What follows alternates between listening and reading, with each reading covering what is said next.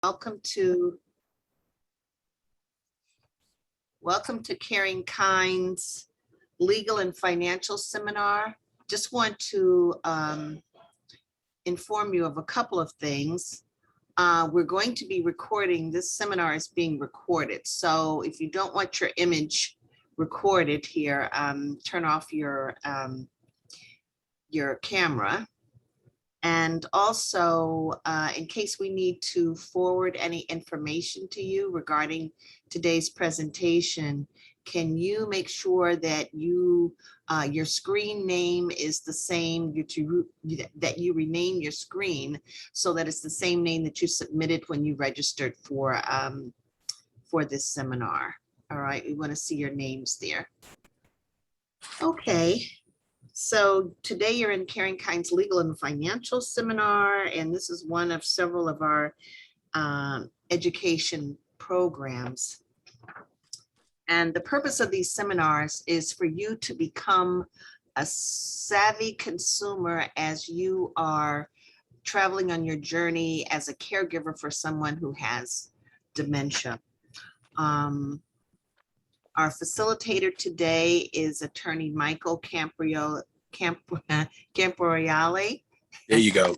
Did I get it right? Yeah, out in there, yes. And he will be discussing and focusing on three basic areas today: financial management for the person who cannot do it any longer on his or her own, including the durable power of attorney.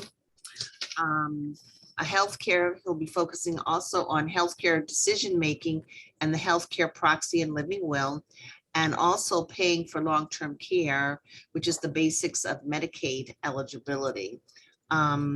There's a lot of information that's going to be shared today. So if you need, if you don't get all your questions answered, you're more than welcome to register for another legal financial seminar that we offer. But the main point is for you to become a savvy consumer, and we do encourage you to follow up with an elder law attorney so that after having taken one of our seminars, you'll know pertinent questions to ask your attorney.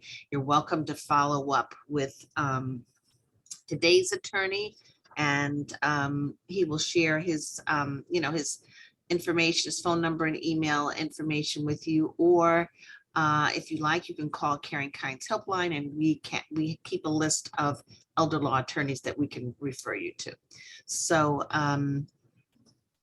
so I guess that's about it. So Michael, do you want to take it over? Very good. Thank you.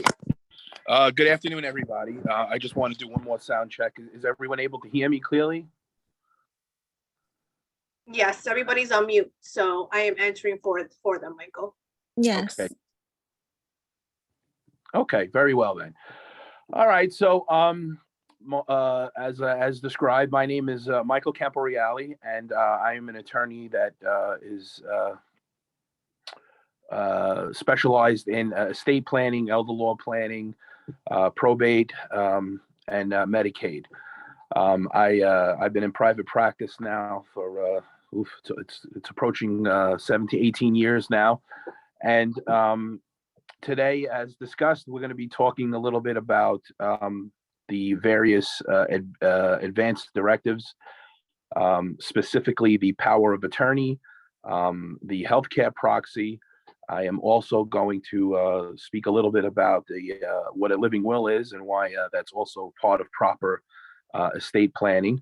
And then I'll discuss and touch a little bit upon asset preservation and Medicaid eligibility and requirements for both community-based and institutional. The difference being, one, community-based is where you seek to get an aide to come into your household to provide services, and institutional Medicaid is where one enters a full-blown nursing home. Okay, so with that said, we will start off by talking about the power of attorney, and let me just backtrack a little bit, and I'd like to start off by saying that obviously all of the planning and all the documents that we're going to talk about today are documents and planning that should be done when a person has what is known as legal capacity. which may sound pretty simplistic, but the person has to genuinely, understand what's going on and be able to communicate their wishes in order to do this planning and execute and sign the documents. If a person has already lost capacity, meaning that, if, for example, they have full-blown Alzheimer's or dementia and they're not necessarily understanding what's going on, they would not be able to do this planning. And then I'll touch a little bit about that situation, but that's called having to then go through what's called an Article 81 guardianship. And we want to try to avoid that if we can. And that's why having these advanced directives or doing the planning and having the planning in place before a person loses capacity, legal capacity, is important, because that's why these documents have to be put in place, that this planning has to be done so that if the person does lose capacity, then we can rely on these documents and the planning in order to take care of the individual's needs. All right. So with that being said, the first document we'll talk about is what is known as the power of attorney. And what that document does, is basically it allows an individual to appoint an agent to handle their financial situations or make financial transactions for them.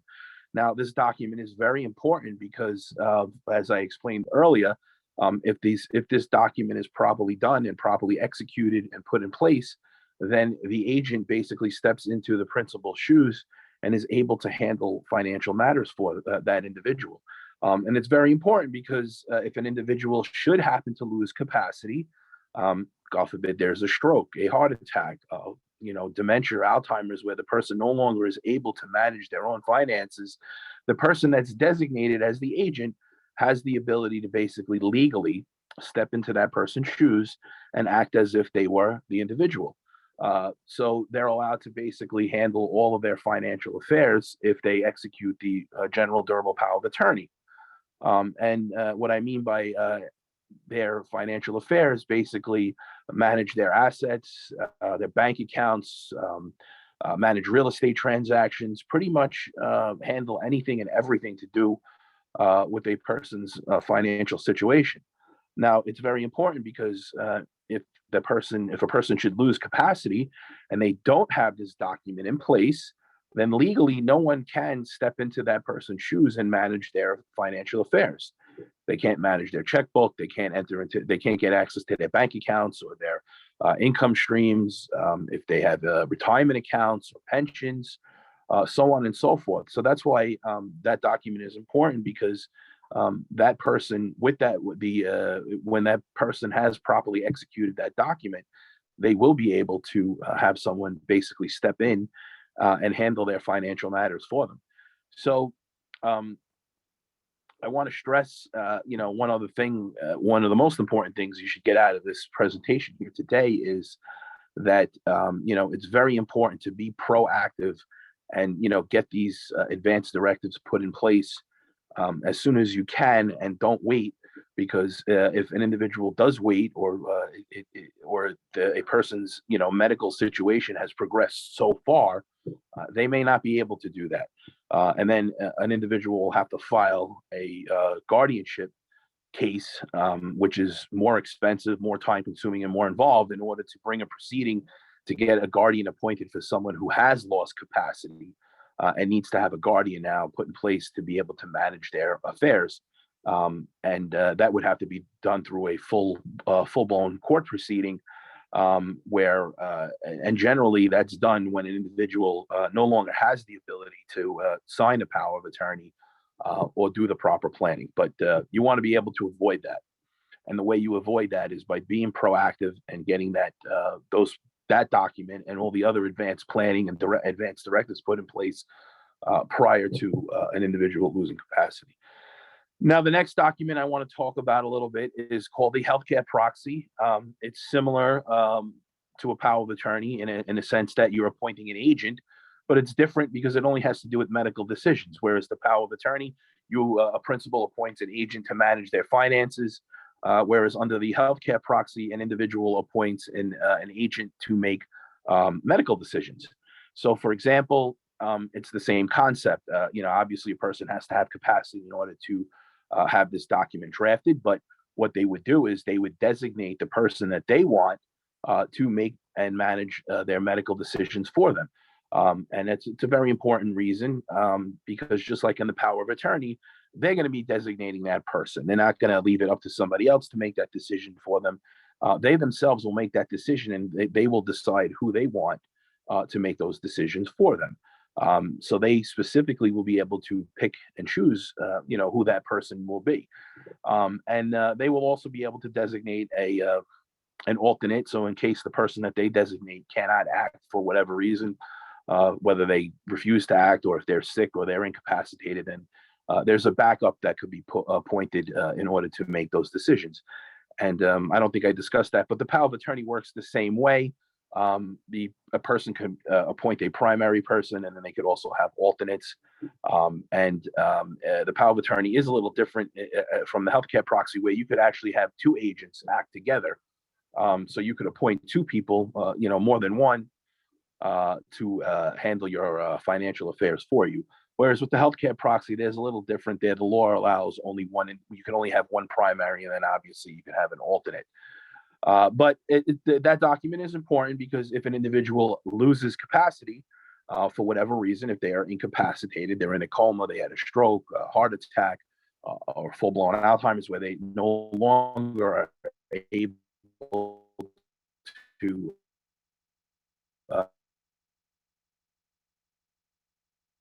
manage their own medical decision, manage that person's medical situation.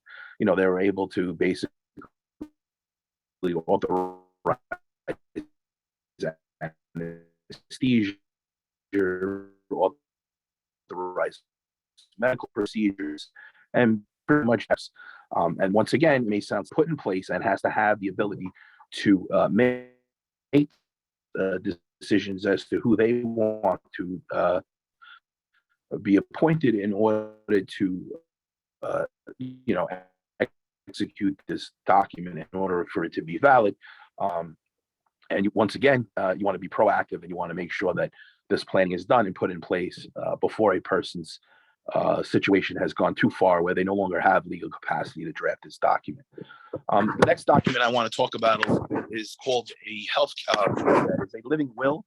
And what a living will is, it's a document that is recognized in New York State under the common law, which is different than the prior to the documents we just spoke about. The POA, or power of attorney, and the healthcare proxy are statutory, which means the legislature has enacted laws in order to have those documents recognized. The living will is a common law document that's generally drafted by an attorney, and is like myself, that's an elder law attorney, and it's part of proper estate planning and elder law planning and Medicaid planning. So what that document does is, it's basically an individual themselves making end-of-life decisions. They're not appointing an agent to make those end-of-life decisions. And it's a very specific document, and what that document will do, it will basically be very particular, and basically state that the person does not want to be resuscitated, does not want to have life support, doesn't want a breathing machine, and basically it's that individual themselves making that decision. They're not delegating that decision. And the way my documents are drafted, basically it's in a document, it'll say that two physicians believe that the person's situation or medical situation is irreversible. And then at that point, the power of attorney, strike that, the living will, their wishes will be known. And basically, it's them making that end of life or pulling the plug decision. And it's important because if that document is not in place, then obviously that decision will be delegated to somebody else. As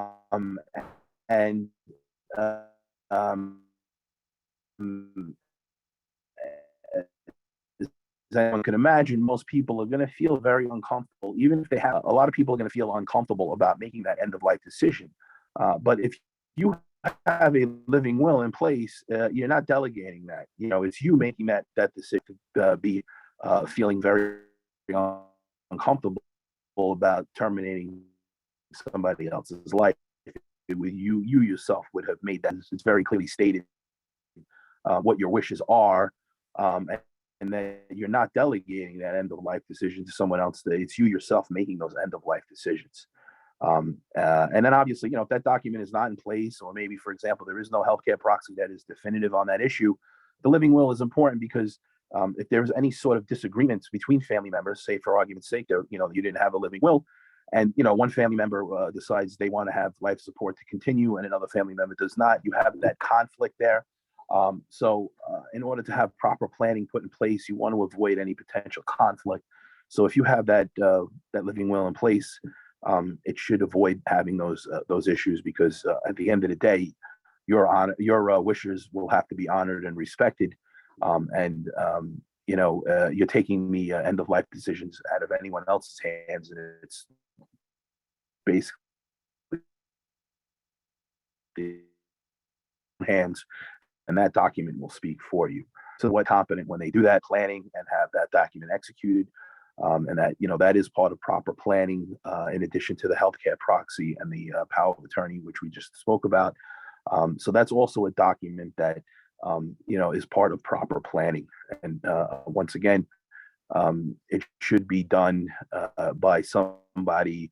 And when I say somebody, it should really be done by an elder law attorney that is competent in the arena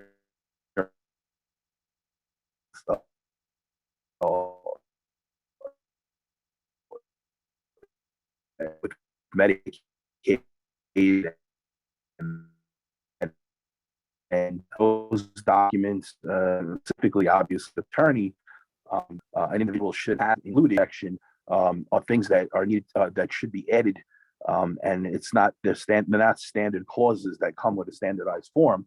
And those things or those items or powers that are included in the modification part of a power of attorney form really should be done, or because they're understood in the bigger picture of Medicaid planning, and they really should be discussed and understood and done by an elder law attorney that's competent in the field of Medicaid planning.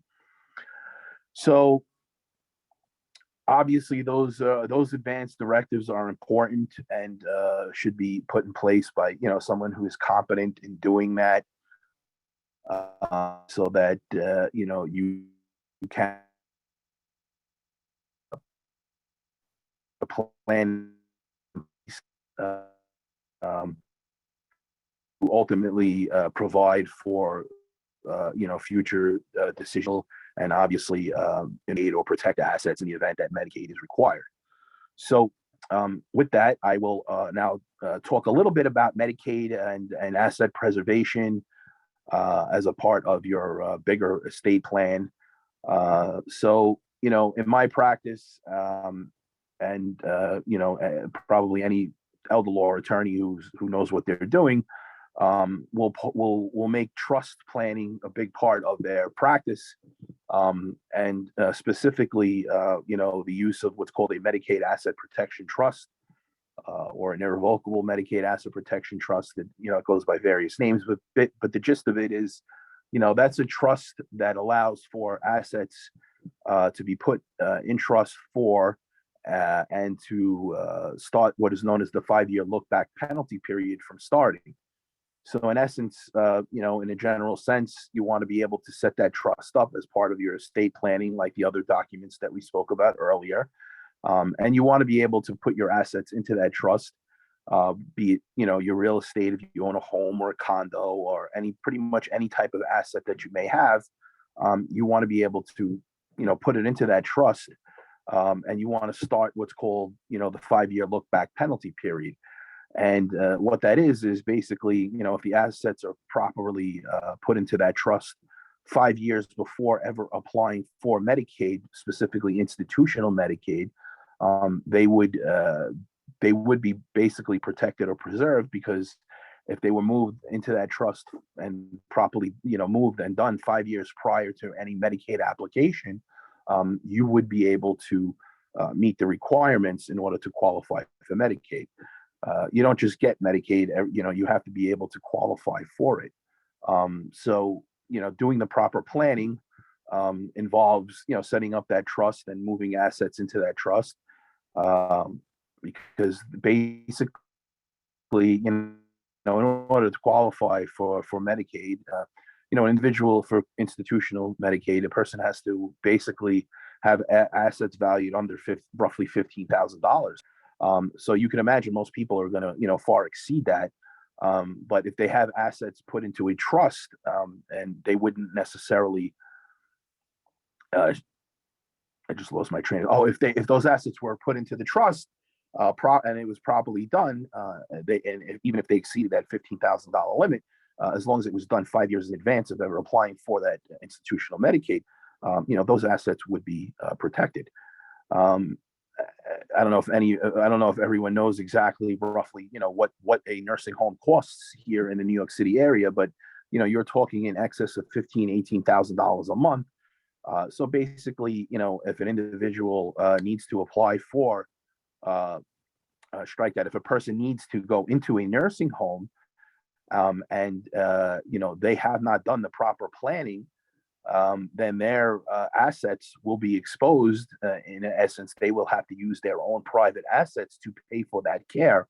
And as I explained, you're talking roughly $115,000 to $200,000 a year. So a person's estate could be completely depleted, or severely depleted, or completely depleted and wiped out, before an individual would ultimately then be able to qualify for Medicaid. So you really want to try to plan ahead for that scenario and do proper Medicaid planning, in order to possibly be able to, have a person, if that situation comes up where they need to apply for Medicaid, if the proper planning was done in advance, an individual could then apply for Medicaid and have, the Medicaid program pick up the expense involved with, nursing home care. So that's how institutional Medicaid works. Since 2006, it's been a 5-year look back penalty period, and that law has not changed. Unfortunately, now, under the recent change in New York regarding community-based Medicaid, which is different than institutional Medicaid. Community Medicaid is where an individual looks to get some assistance in their own home, where an aide would come into the home and give assistance, 6, 8, 10 hours a day, whatever the case may be, as opposed to a full-blown nursing home. Now, Excuse me, Michael. Sure. It's Paula. There was a question in the chat. It says, is that Medicaid trust specific to New York or all states? The trust that you were speaking of. The trust, obviously, the trusts that I do are recognized here in New York State, and they may in fact be valid in other states, but each state may have their own specific set of rules. But I couldn't comment on every other state, but it's the way it works here in Medicaid, and it does, it does work in a lot of other states like that, where if the assets were properly protected, then they would, having them protected and shielded 5 years in advance would be something that would obviously help an individual apply for Medicaid and be approved. Now, with that being said, our language or terminology or bells and whistles that we put in our New York trust may or may not be valid in other states, but that is not something that I would be able to comment on, because it may be very state specific, but in a general sense, yes, it does work that way in most states, that you would get that the 5-year look back affects every state. Okay, so moving on. So I was discussing community Medicaid. So unfortunately, the legislature has now changed the law. Up until 2000, the look back penalty period, there was no look back penalty period in New York for community Medicaid. You would be able to transfer assets and then apply for community-based Medicaid the next day, and you would qualify. Unfortunately, and it was a great thing, and it was a tool in my toolbox as an elder law attorney that I used quite often for my clients. But unfortunately, the legislature, the law has changed, And now they're assessing what is known as a 2.5 year penalty period. Because of COVID, they pushed it back. And now we're looking at April of 2022 and possibly July 2022. So they basically extended it, which basically means if you are lucky enough now to apply before that deadline, the law has technically changed, and but they just gave us an extension on it where it will not become effective until, and right now we're looking at April or July of 2022. So what does that all boil down to? What it really boils down to now is that unfortunately, just like for institutional Medicaid, you really have to be proactive, which means you really want to go in and do this planning early, sooner than later, because of that look back penalty period. So in a perfect world, obviously, just like all the advanced directives that we spoke about, you would get that done and put in place before a person has lost legal capacity. And in addition, you would also want to be able to do that sooner than later, because in theory and or practice, you would want to have that done 5 years, and you'd want to have that trust done before ever needing that Medicaid. And now, because of the change in the look back penalty period for community Medicaid, even though it's not a 5 year penalty, it's 2.5 years, you want to be able to, at least at a minimum, have your assets put into a Medicaid trust for a period of 2.5 years prior to ever applying for community-based Medicaid. So, you really, once again, I want to reiterate the need to really be proactive and really get this done, sooner than later, because of the problems and the difficulties that you may face if you have not done the proper planning in advance. So once again, very important to get these documents put in place. And for the audience that's here today, I can't really see it on the call, but most people may think that. Turn up the volume there. I'm sorry. Turn up the volume on the phone. Hello. Excuse me, can you mute yourself? And if you want to, if you have a question, you can enter it into the chat. All right, thank you. So where was I? Oh, so the importance of doing the planning early is paramount, because I'm sorry, now I just remember where I was with the train of thought. Most people on the call may be thinking that really this is only something that needs to be done for older people or older family members that may now be on this call for the reason that they're maybe starting to slip a little bit, and they really need to get this done, which yes, obviously they do, but I just to impress upon everybody so that they understand, you don't have to be an older individual. You could be basically anybody over the age of 18 should be doing at minimum the advanced directives, because anyone could get struck by a car, have an accident, an illness, a heart attack, a stroke. It doesn't matter how old you are, and that's where you need to have those advanced directives to be put in place for you. Okay, so with that all being said, I'll talk a little bit about, because I'm sure people are going to probably have questions, and I'll open the floor up at the end. Well, what if mom, what if dad, what if Uncle Joe, or whoever the case may be, no longer understands what they're doing or has lost capacity? What do I do? How do I get them to sign the power of attorney or the healthcare proxy or do the Medicaid planning? That is a different scenario now. And if that situation is a situation that you're dealing with, then the alternate route is to actually file what is known as an Article 81 guardianship, which basically means that a family member will be petitioning the court and telling the court and telling a judge that my family member, so and so, mom, dad, whoever, does need a guardian and is incapacitated, meaning that they don't quite understand how to take care of their own affairs because of illness, disease, accident, etc. And then it's you asking the court to be appointed, the petitioner, the family member that's petitioning the court, to be appointed that person's guardian.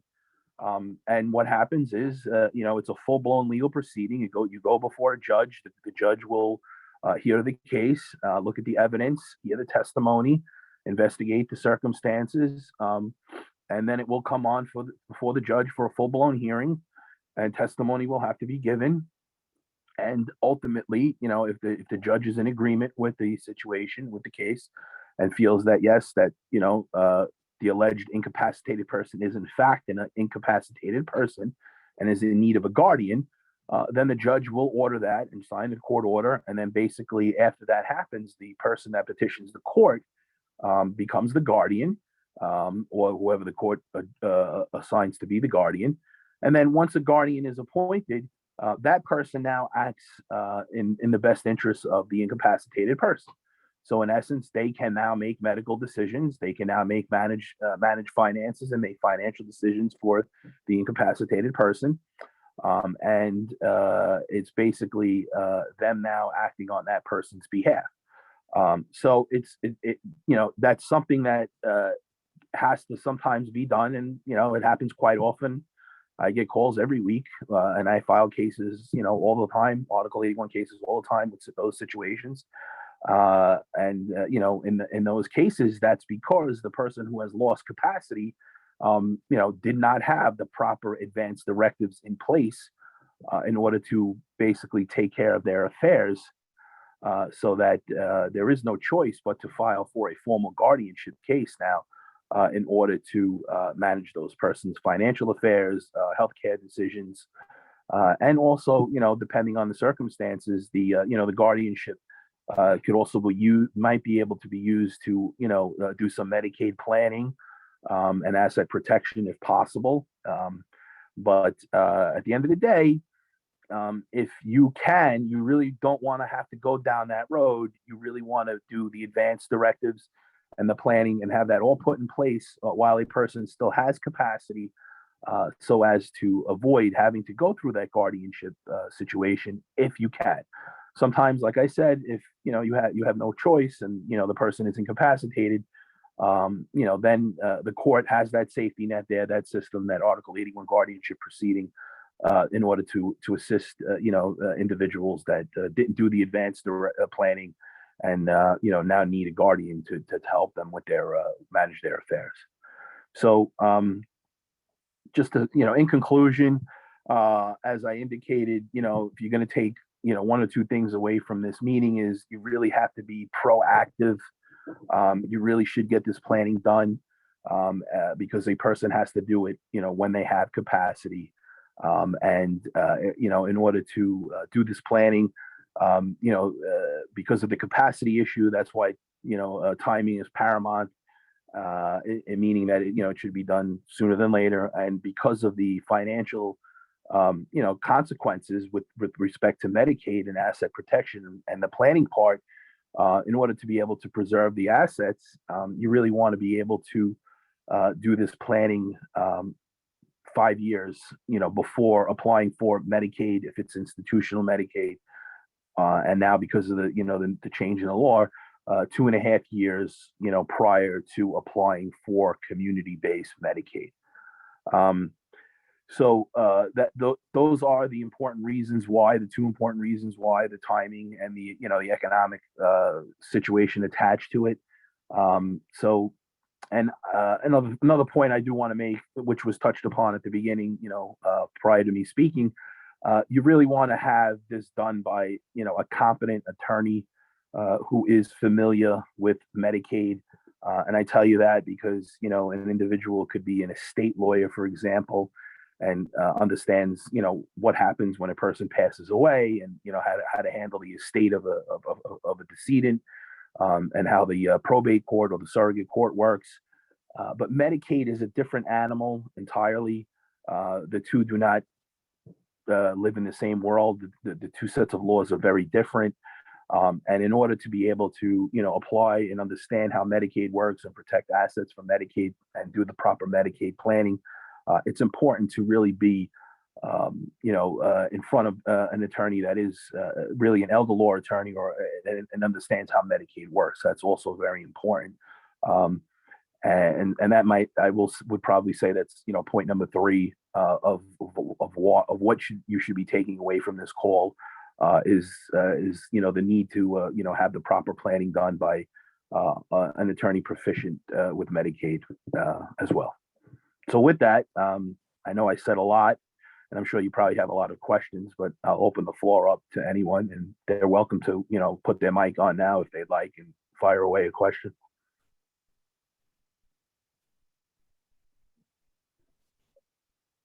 If anyone has questions, they can just raise their hand or enter it into the chat.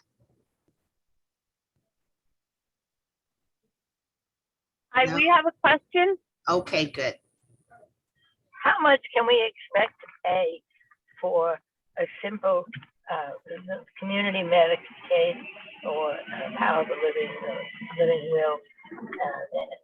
How much would be reasonable? Every situation is different, but the way I work or the way I bill, I generally will offer a very preliminary phone consult for free over the phone. And then obviously, once I understand what the situation is and the issues are, I then will be able to quote a price. That's how I do it. Some lawyers may do it differently. Some may just bill for their time. But that's how I do it.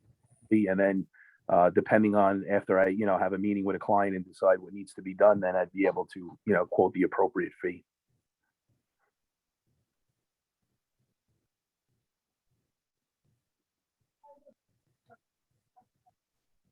Okay, any other questions? Do you have a package, like a general package that you put forth to do all this stuff, like healthcare policies, power of attorney, stuff like that?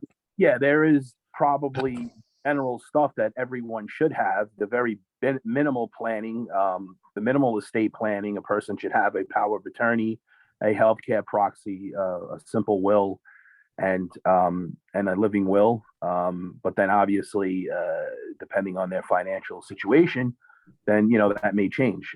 Then it may involve more complex planning if they obviously are talking about setting up a trust because they want to have asset protection for Medicaid planning. And then obviously if they own real estate, then they'd have to be moving those assets into a trust and preparing new deeds. So then that would fall into a different type of category. And we sent a basic package out to everyone with when you registered. So if you'd like us to resend that, do you remember receiving anything, a basic package from Caring Kind? Yeah. Mr. Yes, I did. It was attached as amendments to the original email. Right, okay. All right, so Susan, you have a question? Hi, yes, I'm the one who asked about other states. Oh, okay. And I just wanted to clarify your response. I understand you're not familiar with other states' laws, but every state has the ability, or every resident of another state has the ability to protect assets in a Medicaid trust. Was that your answer? Once again, I am giving you, a general answer because it's very specific to each state. But yeah, Okay. The look back penalty period, it applies across the board for institutional Medicaid in every state of the union. Okay. That, if you don't do the proper planning and, you need to qualify for Medicaid, if you haven't protected those assets 5 years, you will not qualify for Medicaid. Okay, that's what, because Medicaid is a state, it's a state funded. But each state regulates it, specifically Right. to their specific state. Okay, thank you. All right, and then there was a question in the chat from, it says, what rights does the spouse have if there is no power of attorney and a living will is in place? Well, as far as financially, the spouse has no rights, and neither does any other family member. In order to make financial decisions for an individual, they either need to have been appointed an agent on a power of attorney, or they're going to, require a court order via guardianship in order to be put in place to make financial decisions if a person is, incapacitated. As far as medical decisions, that's different. The law does have, a schedule there. So if an individual, has no healthcare proxy, then and they do have a spouse, then the spouse would be able to make medical decisions. There is a default under the law. But if there is a living will in place, then obviously, those wishes would have to be, they would be recognized if it's a valid living will, and they would have to be respected as well.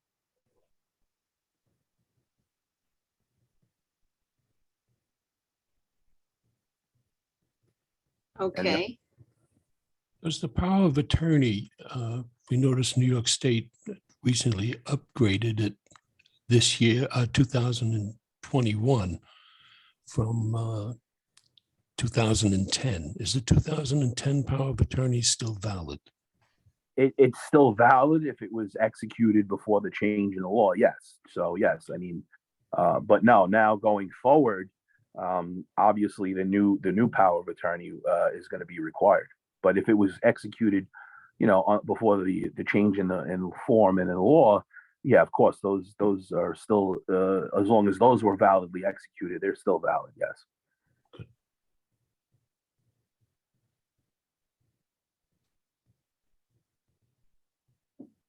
All Hi, right. I'm sorry, I do have a question. In the case that we don't have a lot of money, and I don't know what the fees could come up to when it comes to doing all of these advanced directives, but I have seen apps that have, forms that are general forms that you can tweak, and you can do a durable power of attorney and a living will and all of these things with your computer. Like when you file your taxes at the end of the year, they have this software that you can just do at home and print out all of the paperwork and do it yourself.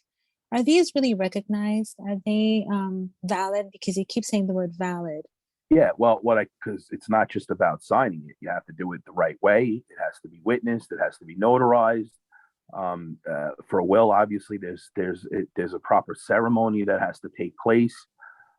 So do I recommend you trying to spit something out? Yeah, anyone could press a button in a computer and, something is going to come out at the end, and maybe you try to put your signature on it. But when you actually try to go and use the document, that's when your problems are going to start.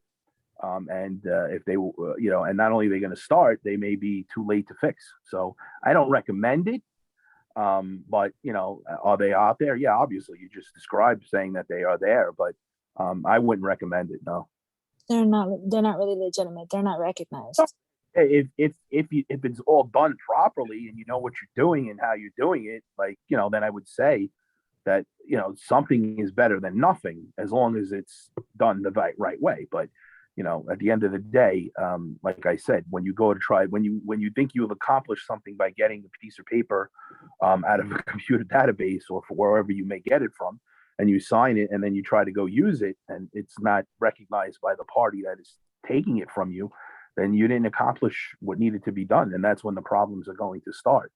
And if they, if the person now is incapacitated and cannot, sign now because too much time has passed, or or it wasn't the added modifications weren't put into it for proper Medicaid planning, that's when the problems are going to, become a problem.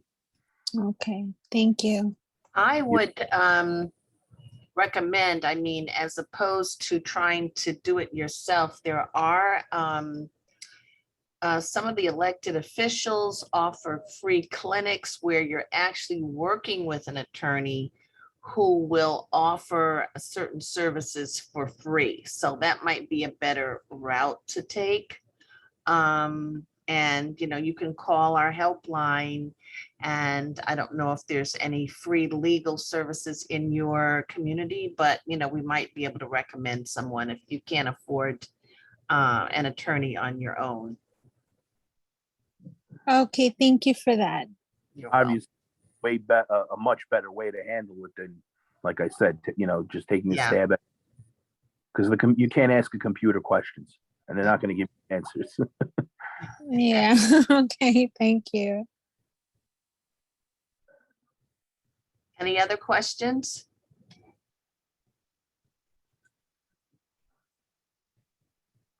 All right, so I guess you covered everything, Michael, and everybody's well informed and they're ready for next steps. So as I said, Karen kind recommends that you do follow up if you are a caregiver, that you do follow up with an elder law attorney so that you make sure that you have all your legal documents in Yeah. place for your specific situation. And if anyone wants any, I have a lot of information on my website, you could feel free to take a look at it. And that's camporealelaw.com, and I'll spell my last name. It's CAMPOREALE. And once again, that's mcamporealelaw.com. And I'll give you my office number as well, 718-273-4574. Did everyone get that? No. Okay. Campo Reale Law. Yeah, I'll spell that out for you again. It's M, because Michael's my first name. And Oh, my last Michael, maybe you can enter it into the chat. going on my phone. Do you have the chat there? Not coming up. Okay, all right. So So it's M Campo Reale Law 718 273 273. 4574. And Thank you so much. I'll spell my last name out again. It's CAMPOREALE.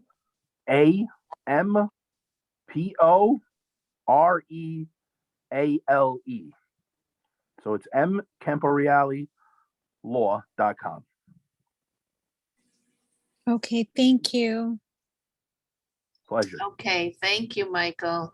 Good seeing you, and take care, Thank you everybody. too. Have a All good right, day. everybody, take care. If you have any questions, like I said, you can always call or email our helpline.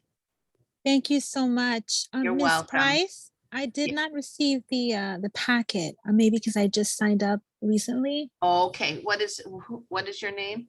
It's Elizabeth Oh, Delgado. Elizabeth Delgado, okay. And okay, and your email? It's Eli_Delgado